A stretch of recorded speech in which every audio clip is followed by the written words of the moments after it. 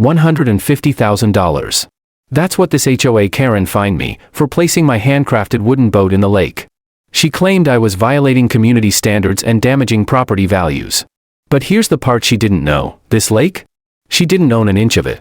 Not legally. Not historically. And by the time this story ends, she wouldn't just lose her authority, she'd be banned from the very water she thought she controlled. This revenge? It wasn't just sweet, it restored justice to a whole neighborhood. Where are you watching from? The morning sun shimmered over Lake Serenity as I gently eased my latest creation into the water. This wasn't just some hobby boat from a kit. It was a handcrafted wooden fishing boat I'd spent the last 3 months building in my family's workshop, using methods passed down like sacred scripture from my grandfather. Every plank was hand-picked cedar. Every joint carved with patience and reverence. Every curve a callback to a tradition that existed long before the HOA even put up its first fence post. I could still hear Grandpa Hatch's gravelly voice in my head. Colby, a boat isn't just wood and glue, it's a promise to the water. If you build it with respect, the water'll carry you like kin. He taught me how to read grain lines like maps, how to bend ribs with steam and calm hands, how to listen, not force, the wood into shape. And most of all, he taught me that true craftsmanship was more than making something float. It was honoring the legacy behind it. The first time he let me take the oars out on this lake, I remember how still it felt, how powerful. He'd pointed to the far shore where our land reached into the water and said, "This lake's been good to us, son. It'll stay that way if we treat it right. One day, you'll understand why it's ours to protect." I didn't understand back then. But I do now. Doc and they told him it was too complicated for residents to understand. Now I'm wondering what they were hiding. The mood in the digital space was shifting from general curiosity to focused suspicion, and I realized that my private investigation was about to become a community-wide revelation. The official documentation was even more definitive than Truman's old map. Not only did my family own the lake, but we'd never transferred those rights to anyone else. The HOA's incorporation documents, which I also requested and received, made no mention of water management authority. Because they'd never actually acquired any for years, Lorraine had been operating under a completely false assumption, enforcing rules she had no legal right to create and collecting fees she had no authority to charge. Every fishing permit, every boat registration, every water usage fee had been collected under false pretenses by someone who had no more legal authority over the lake than any random person walking down the street. As I prepared to leave the clerk's office with my folder full of legal dynamite, I felt the same satisfaction I got when I finally found the perfect piece of wood for a particularly challenging boat build. All the pieces were there, I just needed to fit them together properly. But this time I wasn't building a boat, I was preparing to dismantle an entire power structure that had been built on assumptions, intimidation, and the kind of bureaucratic bluffing that only works when nobody bothers to check the actual facts. The timing couldn't have been more perfect. While Lorraine was doubling down on her assumed authority and preparing what she probably thought would be her final decisive victory, I was preparing to pull the legal rug out from under her entire operation. This map isn't just paper, it's the weapon I need to fight Lorraine. But can I use it to crush her authority, or will I be defeated easily?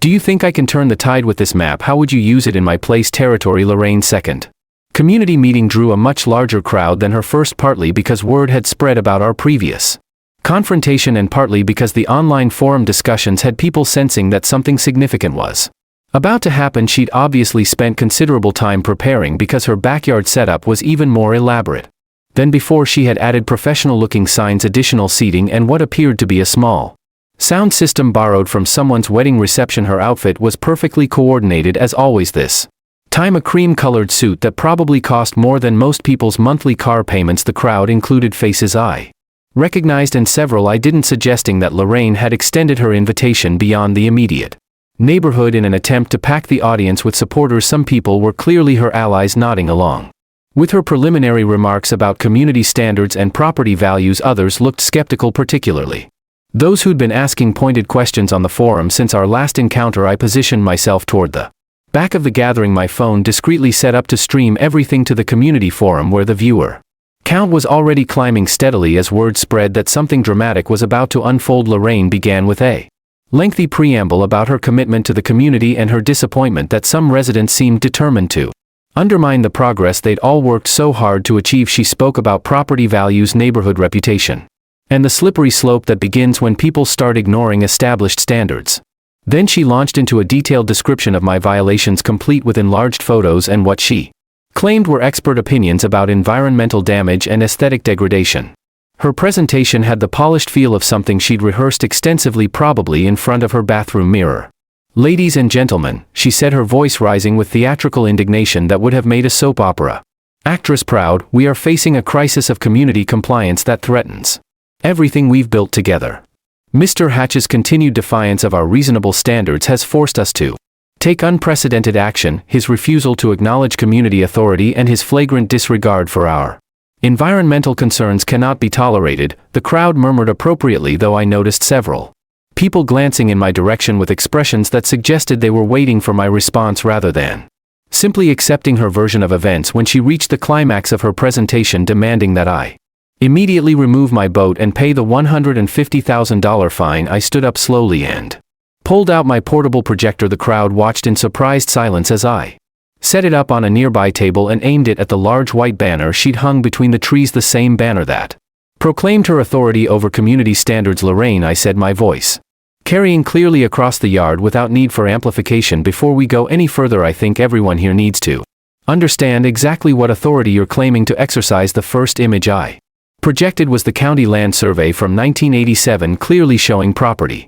I was 41 years old, guiding that handmade boat into the same waters where he'd taught me about boats, fish, patience, and dignity. My GoPro was rolling from the tackle box, not for clout, but to document the quiet beauty of legacy in motion. From behind a screen of cattails, I could feel eyes on me. Sure enough, there she was. Lorraine Winslow, wearing pastel lavender slacks and a matching blazer that probably cost more than most folks rent. Her hair never moved, even in the breeze, stiffened by hairspray and self-importance. She pretended to be taking pictures of swans, but I knew her lens was trained on me like a sniper. She was the self-appointed queen of the HOA. No one had elected her, but she acted like she held a deed to our lives. The next morning started like any other, hand-sanding the hull of a client's dinghy, lost in that meditative rhythm. Then came the familiar rumble of a certified mail truck. The driver handed me a thick envelope with an apologetic look, like he knew bad news when he delivered it. I didn't open it until I was back in the workshop, where generations of Hatch men had built truth into every keel. The letterhead screamed legal drama: Willowbrook Community Homeowners Association, Office of Standards Compliance. The number at the bottom made me drop my coffee: $150,000 fine for unauthorized watercraft deployment and aesthetic non-compliance. They called it an environmental hazard. They called it a visual blight. But what they were really doing was spitting on my grandfather's legacy. They said I'd violated HOA standards, even though my property wasn't in the HOA. That didn't stop them. Because what they lacked in authority, they made up for in audacity. That same day, everything changed. Clients canceled orders. People I'd known for years avoided eye contact. Even the local hardware store clerk mumbled his way through our usual small talk. I was being isolated. Deliberately. Turned into a pariah in my own community. The message was clear: bend to Lorraine, or be erased. That night, sitting alone in my workshop, I didn't feel anger. I felt resolve. This wasn't just about a boat. It was about preserving what my grandfather built, and defending the soul of this lake. 3 days later, Lorraine held one of her infamous emergency HOA meetings in her pristine backyard. Roughly 20 residents showed up. Chairs were arranged like a wedding. She had a PA system and a banner that read, Community Clean Vision Initiative. She wore powder blue that day, every thread pressed into place like it feared punishment. She addressed the crowd with the icy poise of a politician mid-coup. Then she turned on me. She called my boat aesthetic pollution. Showed blown-up photos like courtroom evidence. Claimed I was degrading property values and setting a dangerous precedent. And then came her final dagger. She announced she was requiring that a violation notice be posted on my workshop door, to warn potential clients that I refused to comply with community standards. The goal was clear: kill my livelihood. Make an example of me. Publicly shame me into silence. I stood slowly, calm as still water, and asked her one simple question. Lorraine, if I'm not part of your HOA, and my land isn't under your jurisdiction, then what gives you the right to fine me, shame me, or post signs on my property? You could have heard a leaf drop. People looked at each other, confused, like they were waking up from hypnosis. Lorraine had no answer. Just a frozen smile cracking at the edges. That's when I knew she was bluffing. And I was about to call it. The next day, I took a walk to Truman Bailey's cabin, an old-timer who never bowed to HOA nonsense. He poured me a black coffee that could power a chainsaw and pulled out an old map. County survey. 1987. There it was. In ink faded by time, but legally binding, the lake was ours. Owned and maintained by the Hatch family. Not adjacent. Included. Every ripple, every cattail, every square foot of water that Lorraine claimed dominion over. My grandfather hadn't just held on to the land, he'd made sure no one could ever take it from us. With Truman's map in hand, I headed to the county clerk's office. They confirmed everything. My family held full water rights, unexpired, undisputed. Signed by Grandpa Hatch himself. Ironclad. I walked out of that building not just with copies of those rights, but with the weight of generations behind me, and a calm fury ready to right every wrong. Meanwhile, back on the HOA forums, residents were starting to ask real questions. Why don't we have any proof the HOA controls the lake? Where are our lake access fees going? Why are we paying for permits when no ownership exists? The cracks in Lorraine's empire were spreading fast. And I hadn't even made my move yet. What happens when you corner someone who built a throne out of intimidation? They either surrender, or they break. Lorraine? She's about to find out what happens when you try to find a man who owns the water beneath your lies.